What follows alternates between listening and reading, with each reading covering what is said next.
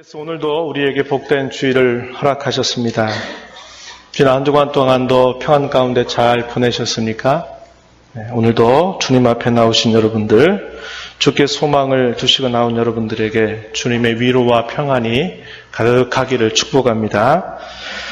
우리가 2월에 이제 마지막 주일을 맞았는데 저희가 2월 달에 접어들어서 함께 사사기 말씀을 통해서 하나님께서 우리 모두에게 주시는 교훈이 무엇인가를 귀를 기울였고, 우리가 마지막 며칠을 보내면서 요한 1서의 말씀을 함께 읽어가고 있는데, 오늘 저와 여러분이 읽은 본문의 내용은 우리가 잘 기억하는 말씀입니다. 요한 1서 2장 15절로 17절 말씀인데요. 이 말씀을 가지고 마음 지키기라는 그런 제목으로 여러분들과 함께 말씀을 나누겠습니다. 이 요한 1서의 내용들을 우리가 쭉 읽어가면 저와 여러분을 향한 하나님의 사랑이 어떠한가 하는 것에 대해서 성경 곳곳에서 우리에게 잘 표현을 해주고 있습니다. 하나님은 사랑이시다. 사도 요한은 몇 차례에 걸쳐서 하나님을 두고 그분이 곧 사랑이시다. 사랑 자체이시다. 이렇게 소개를 하고 있는데요. 하나님이 사랑이시다라는 이 말은 하나님 자신이 참된 사랑의 근원 혹은 참된 사랑의 샘이 돼서 모든 참된 사랑이 그분으로부터 마치 샘이 솟아나듯이 계속적으로 그분의 사랑이 부어진다라는 것을 우리에게 알려주는 말씀이 될 것입니다. 하나님의 사랑은 우리가 그분을 사랑하기 전에, 우리가 그분을 알기 전에, 오히려 성경은 우리가 이 땅에 태어나기도 전부터 하나님의 사랑은 시작되었고 준비된 사랑이고 때가 됐을 때 우리에게 베풀어진 그런 사랑이라고 소개합니다. 저와 여러분이 태어나기 전부터 하나님의 사랑이 시작됐다라는 이 말은 하나님께서 그 어느 것도 조건을 삼으셔서 그 조건 때문에 우리를 사랑하고 또 어떤 조건 때문에 하나님이 우리를 사랑하지 않는다 그런 이야기가 아니고 아무런 조건을 생각지 아니하시고 오직 우리를 사랑하셨다라는 말이 되는 것입니다. 로마서 9장 11절 말씀에 보면 이런 말씀을 하고 있는데요. 그 자식들, 여기서 말하는 자식들은 야곱과 에서를 말합니다. 그 자식들이 아직 나지도 아니하고 무슨 선이나 악을 행하지 아니한 때에 택하심을 따라 되는 하나님의 뜻이 행위로 말미암지 않고 오직 부르시는 이로 말미암아 서게 하려 하사. 나기도 전에 그리고 무슨 선이나 악을 행하지 아니한 때 택하심을 따라 되는 하나님의 뜻. 사람이 선을 행하고 사람이 악을 행하는 그런 행위를 따르지 않고 오직 부르시는 하나님으로 말미암아 서게 하려 하셨다. 이렇게 말해서 야곱과 에서의 삶이 왜 전혀 다른 삶을 살게 되었는가에 대한 이야기를 우리에게 알려주고 있는 것이죠.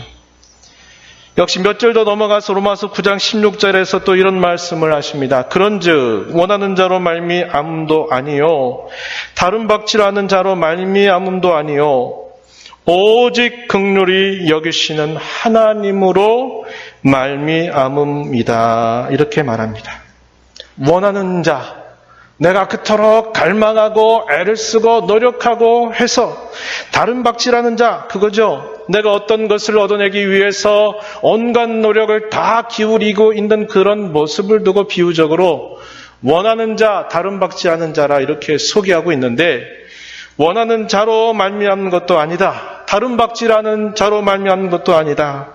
오직 불쌍히 여기시는 하나님으로 말미암음이다. 이렇게 소개하고 있다는 겁니다.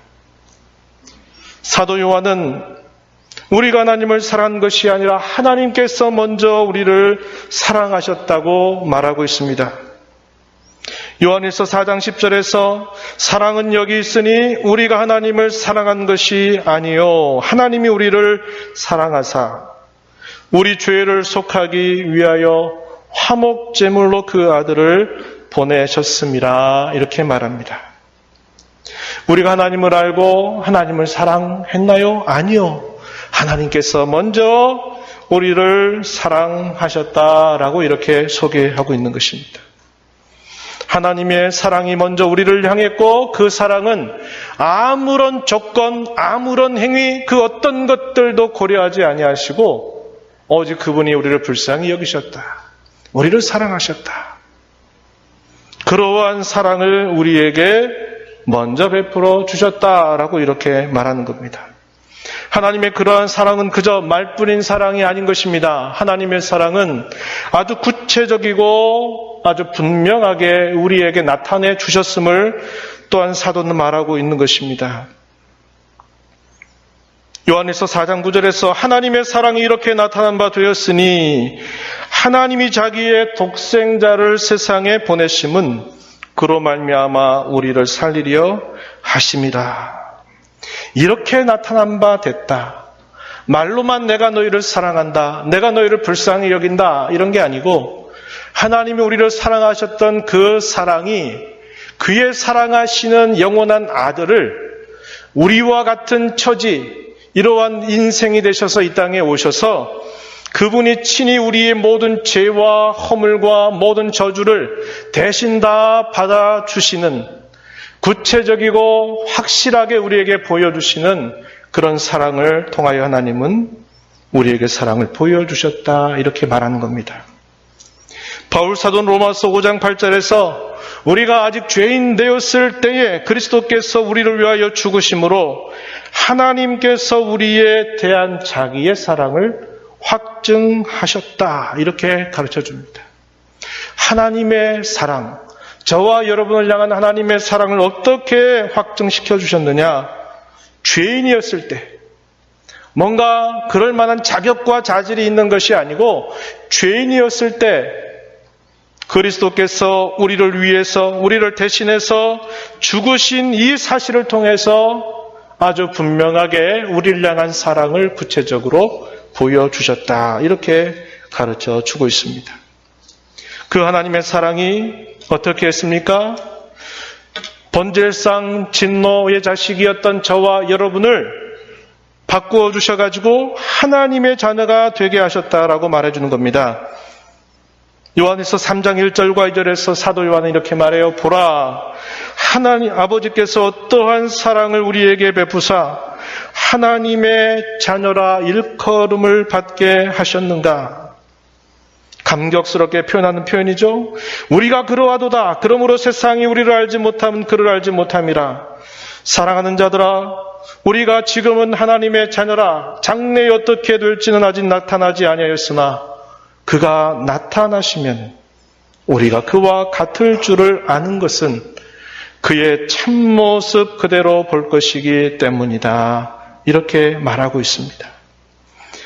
하나님께서 어떠한 사랑을 베풀어 주셔서 우리를 그분의 자녀로 삼아 주셨는가 생각해봐라. 감격스럽지 아니한가 생각해보라. 이렇게 사도는 이 편지를 받고 있는 성도들을 향해서 표현하고 있는 것입니다. 사랑을 받고 있다는 것을 알게 되면, 받고 있다는 것에 눈을 뜨게 되면 우리도 그분을 사랑하게 되는 것입니다. 하나님께서 먼저 우리를 사랑하셨기에 그 사랑을 우리에게 알게 해주셨기에 그 사랑 때문에 내가 어떠한 모습으로 이렇게 변화되었다고 하는 사실을 알게 되었기에 우리 또한 이제 그분을 사랑하게 되는 것입니다.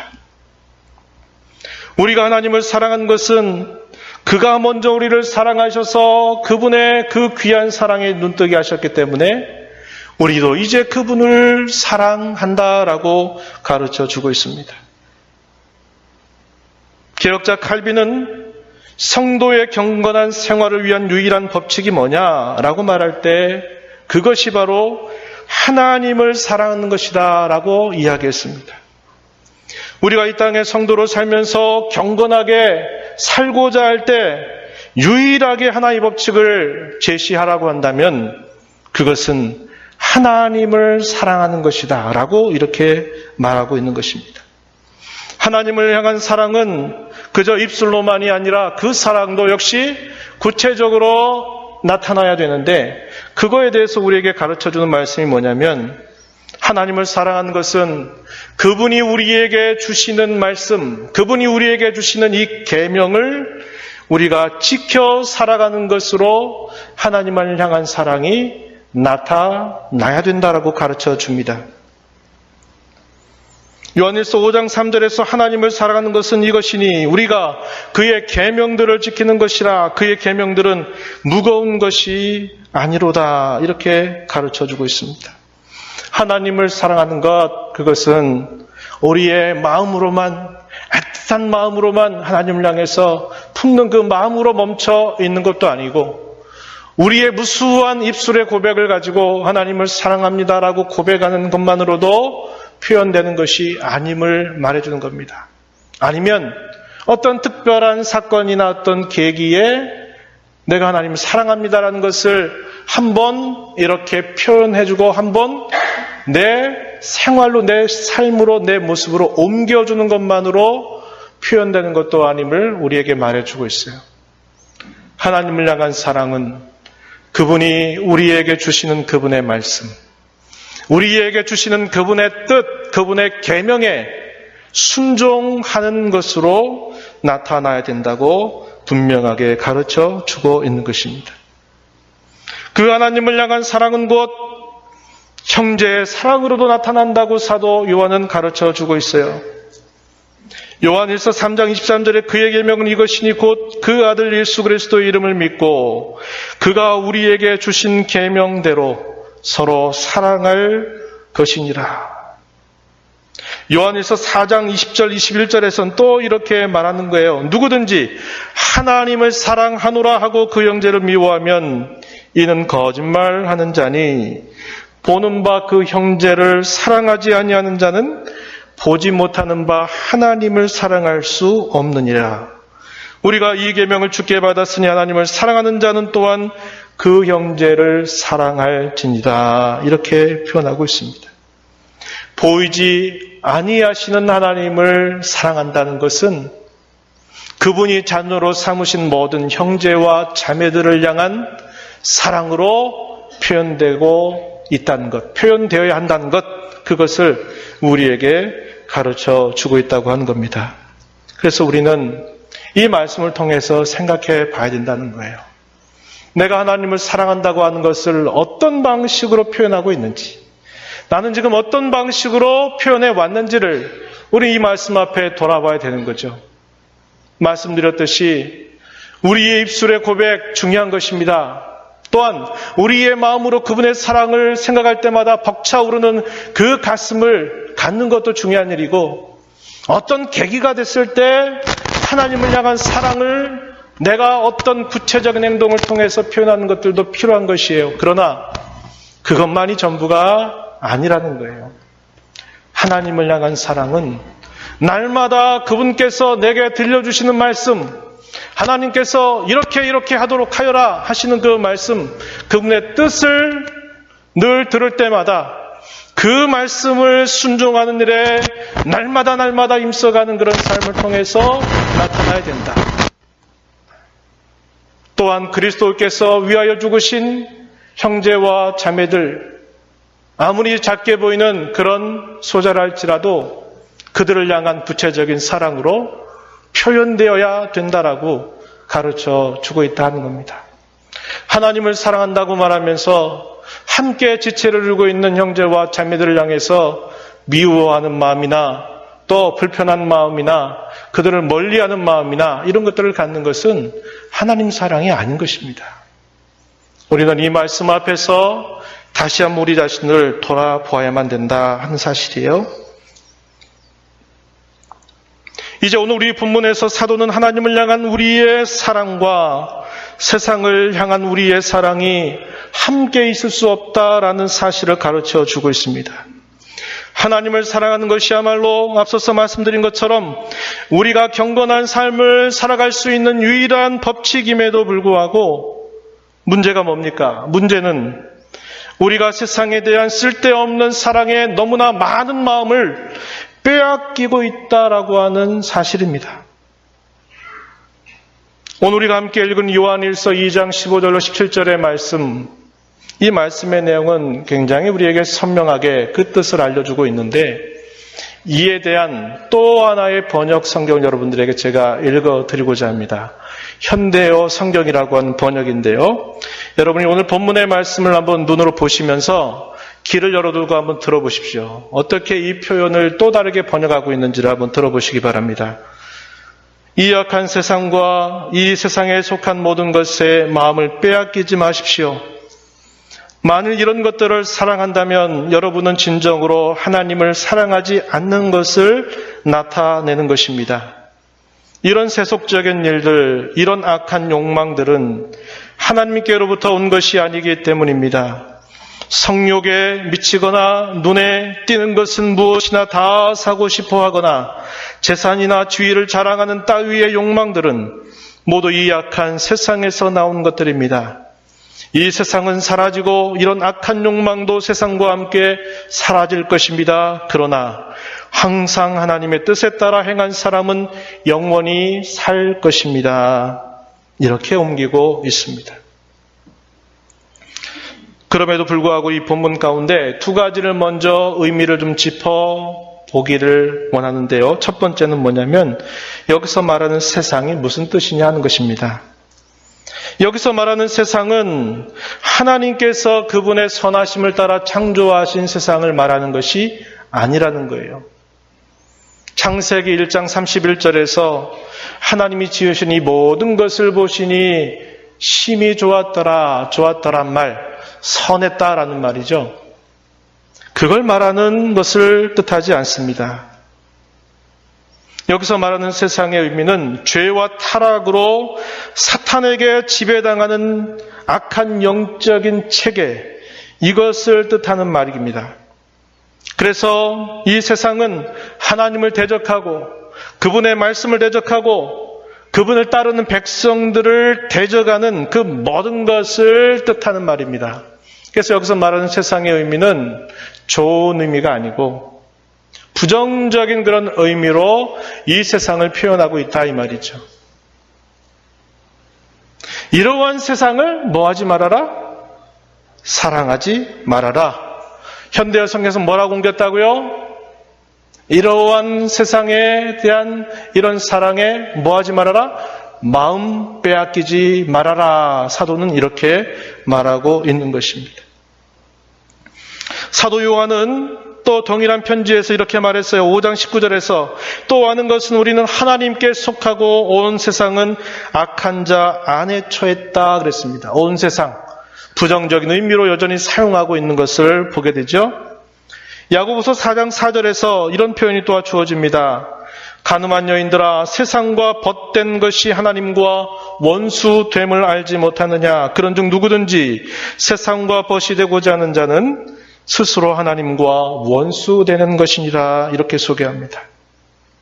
바울 사도가 로마의 제2차 감옥에서 자신이 떠날 기약이 얼마 남지 않았다고 하는 걸 직감하면서 그가 마지막으로 쓴 그의 서신이 있어요. 그게 디모데후서입니다. 디모데후서 마지막 편지 말미에서 그는 자기의 지나온 수십 년의 세월 동안 함께 하였던 자기 곁에 있는 많은 사람들을 생각해 봅니다. 처음에는 믿음 생활이 지지부진한 것 같은데 시간이 흘러가면서 정말 하나님의 교회를 유익되게 하기 필요한 사람이 된 인물들도 있고, 처음부터 여전히 변함없이 신실한 사람들로 자기 곁에 함께 있는 사람이 있고, 처음에는 믿음으로 잘 시작했는데 결국은 자신의 곁을 떠나서 세상으로 들어간 그런 인물도 안타까운 마음으로 소개하고 있습니다. 그 대표적인 인물이 누구냐? 디모데후서 4장 10절 말씀에 보면 데마라고 하는 인물을 이야기합니다. 데마에 대해서 바울 사도는 안타까운 마음으로 이렇게 말해요. 데마는 이 세상을 사랑하여 나를 버리고 데살로니가로 갔다. 이렇게 말하는 겁니다. 사도의 마음이 찢어질 듯 했을 거예요. 그 복음의 현장에서 함께 고난받고 그 하나님의 거룩한 역사에 동참했던 그가 이제 그 그 일들을 다 뒤로 해버리고 어디로 갔다는 겁니까? 세상을 사랑해서 그는 세상으로 나아가 버렸다라고 말하는 것입니다. 또 하나 우리가 생각할 또 하나의 의미가 있는데 그것은 뭐냐면 15절에서 표현하고 있는 말씀입니다. 세상을 사랑하면 아버지의 사랑이 그 안에 있지 않다라고 하는 15절 말씀의 말이 무슨 뜻인가 하는 거예요. 제가 현대어 성경 속에 읽어드렸던 표현을 다시 한번 읽어드리면 15절을 이렇게 옮겼어요. 이 악한 세상과 이 세상에 속한 모든 것에 마음을 빼앗기지 마십시오. 만일 이런 것들을 사랑한다면 여러분은 진정으로 하나님을 사랑하지 않는다는 것을 나타내는 것입니다. 아버지의 사랑이 그 안에 있지 않다. 이 말은 아버지께서 그를 사랑하시지 않는다라는 의미보다는 그가 하나님을 사랑하지 않는다는, 아버지를 사랑하지 않는다라는 의미로 이 말을 옮겨주고 있는 것입니다. 여기 아버지의 사랑이라고 하는 말은 우리가 아버지를 사랑하는 것을 뜻하는 말로 풀이되고 있다는 거예요. 그럼 이게 무슨 말입니까? 이 세상을 사랑한다면 아버지를 사랑할 수 없다 이 말이에요. 이 세상도 사랑하고 아버지도 함께 사랑할 수 있는 일은 결코 불가능하다. 이렇게 말해 주는 이야기라는 것이죠. 사도는 이렇게 명령합니다. 이 세상이나 세상에 있는 모든 것들을 사랑하지 말아라. 이렇게 말하는 거예요. 사도가 이렇게 강하게 말하는 이유는 세상에 속한 것들은 완전히 하나님과 적대 관계에 있기 때문인 것입니다. 이하에서 소개하고 있는 육신의 정욕, 안목의 정욕, 이생의 자랑, 그것은 이 땅을 살아가는 사람들의 관심이 어디를 향하고 있는지, 그들의 생각이 과연 어떠한 생각을 품고 있는지 그것을 잘 알려주고 있는 내용이 되는 겁니다. 오늘 본문에 육신의 정욕, 이 말의 의미, 여기에서 육신이라고 하는 말은 단순히 우리의 육체를 뜻하는 말이 아니고 죄악된 사람의 성품을 뜻하는 말입니다. 육신의 정욕이라고 하는 말은 죄를 추구하는 인간의 성향과 악한 일들을 향한 아주 강력한 그런 욕구, 이걸 말할 때 육신의 정욕이라 이렇게 표현하고 있어요. 또한 안목의 정욕에 대해서 생각해 보면 우리가 지난번에도 들었던 말씀처럼 우리의 눈이 밝게 된다면 그것이 마치 우리 온몸의 등불이 돼서 우리 몸 전체가 밝아질 것이나 우리의 눈이 어두우면 우리 몸 전체가 어두워진다. 그런 말씀을 예수님께서 하셨죠. 우리의 눈이야말로 모든 죄의 창구가 된다고 말합니다. 대부분의 모든 죄들은 우리가 눈으로 보면서 이 보는 걸 통해서 들어온다는 거예요. 나도 저렇게 되었으면, 나도 저것을 좀 가졌으면, 나도 저렇게 좀 해봤으면 하는 것들이 되게 이 보는 것들을 통해서 우리에게 들어오게 된다 그래요. 그래서 우리 앞선 신앙의 선배는 이 눈이야말로 모든 죄의 창구가 된다라고 이렇게 소개하고 있는 겁니다. 안목의 정욕이라고 하는 말은 그릇된 욕망들을 향하는 그런 눈, 이렇게 말할 수 있어요. 그러한 눈으로 보고 품는 모든 허영심, 음란한 모든 욕심들, 이런 것들이 우리 전체를 어둡게 만든다는 것이죠. 오늘날 우리가 늘 눈을 뜨면서 보는 것들, 매스미디어, 예를 들면 TV, 드라마, 스포츠, 인터넷, 비디오, 또 게임이나 오락, 오늘날 우리의 다음 세대들이 이거 없이 못 산다고 말하는 거, 스마트폰, 그리고 신문이나 잡지, 이런 것들이 다 뭘 부추길까요? 안목의 정욕을 부추긴다 이 말입니다. 여러분 TV 왜 보십니까? 드라마가 재미있어서요. 드라마를 통해서 여러분 뭘 배웁니까? 막장 드라마들. 성경에서 우리에게 가르쳐주는 건전한 가정상, 건전한 남녀상, 그런 거 하면 사람들 재미있어 하지도 않아요. 꼬아놓고 또 꼬아놓고 막장으로 가는 거죠. 내가 그렇게 직접 해보지는 못하지만 그런 것들을 보고 대리만족하면서 산다 이 말이에요. 방송 사이사이에 등장하는 광고 메시지들 뭐예요? 야, 저 더 좋은, 더 큰 TV 좀 가졌으면 좋겠다. 야, 저 아무개 연예인이 입는 옷을 나도 좀 입었으면 좋겠는데. 야, 저렇게 집을 멋있게 인테리어 했는데 우리 집도 좀 그렇게 꾸몄으면 좋겠다. 이게 뭘 부추깁니까? 더 갖고 싶은 그런 욕망들을 끊임없이 부추겨요. 그래서 어느 순간 주머니에 돈이 생기면 그 돈 가지고 야, 그거 오늘 좀 해야 되겠다 해서 쓴다 이 말이에요. 이러한 것에 마음 뺏겨 있으면 하나님 사랑 관념 속에 머물게 되고 말아요. 하나님 사랑한다고 말할 수가 없는 거예요. 사랑할 수가 없게 돼요. 왜요? 그러한 것들 우리의 마음을 다 빼앗아 가버리기 때문에 그런 것이라는 겁니다. 이생의 자랑이라고 했습니다. 자신이 가지고 있는 소유, 그것이 물질이든지 다른 어떤 것이든지 혹은 자신의 행위나 업적, 성과, 일의 결과들을 자랑하는 것을 두고 이렇게 표현했습니다. 이생의 자랑이다. 이것은 허탄한 자랑입니다. 교만일 뿐입니다.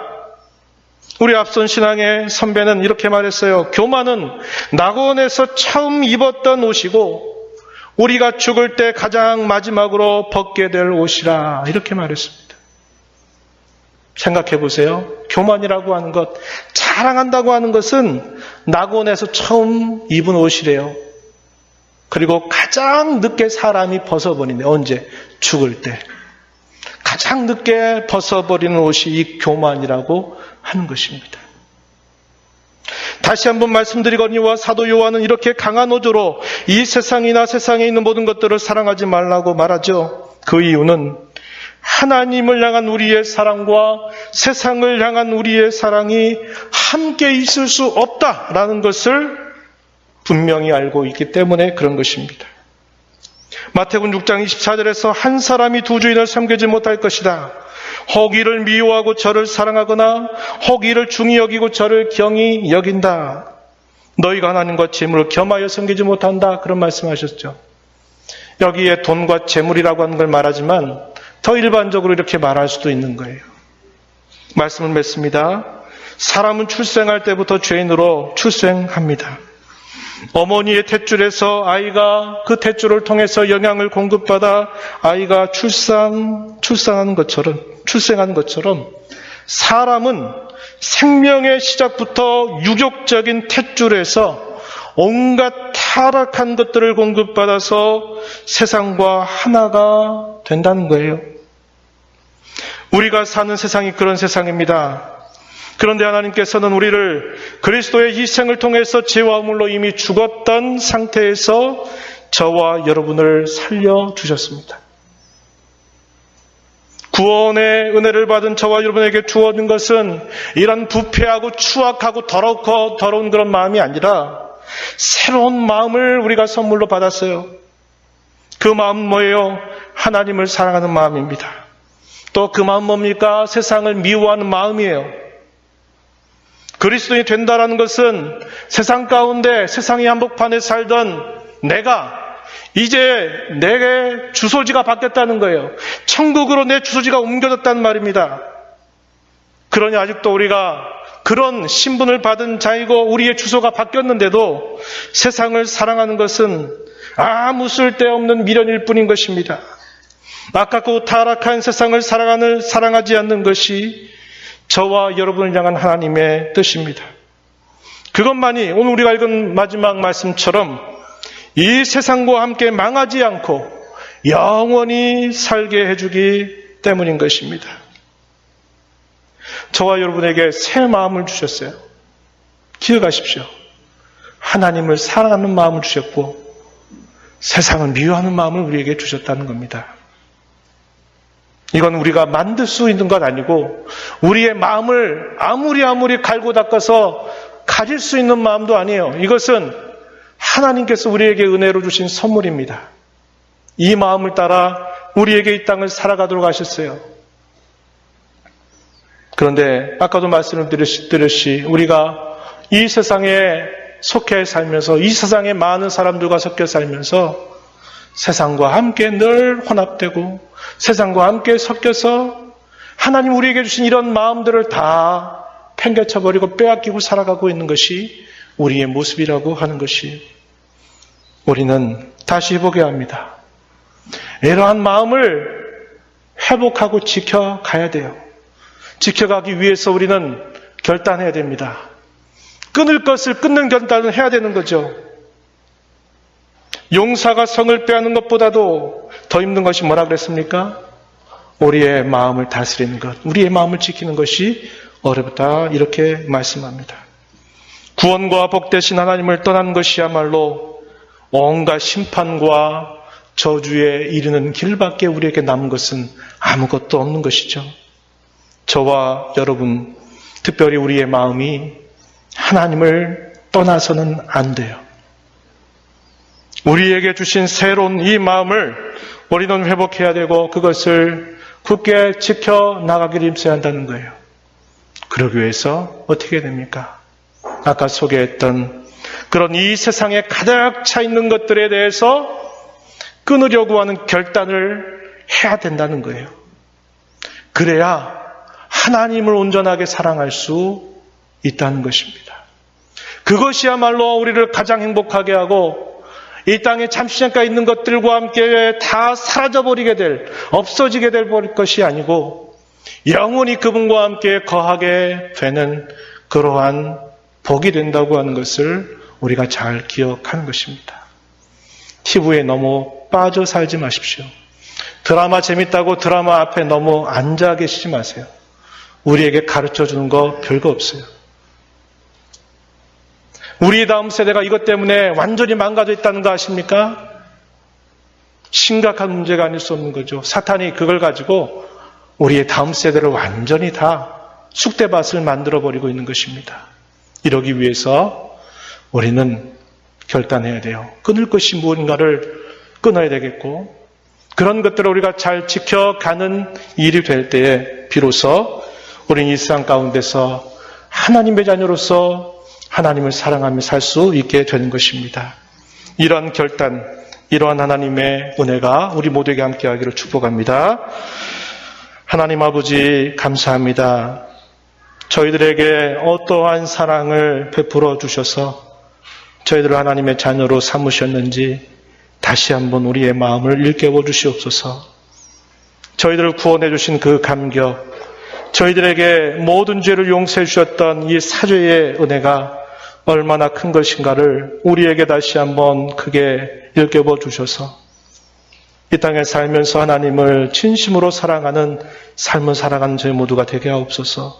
육신의 정욕, 안목의 정욕, 이생의 자랑에 우리의 모든 것들이 눈멀고 살아가는 삶이 되지 않게 하시고 깨어 근신하여서 이런 모든 것들 넘어서서 저희들이 하나님을 온전히 사랑하고 주의 형제들을 사랑하고 주의 몸되는 교회를 사랑하는 하나님의 백성들 다 되게 하여 주시옵소서.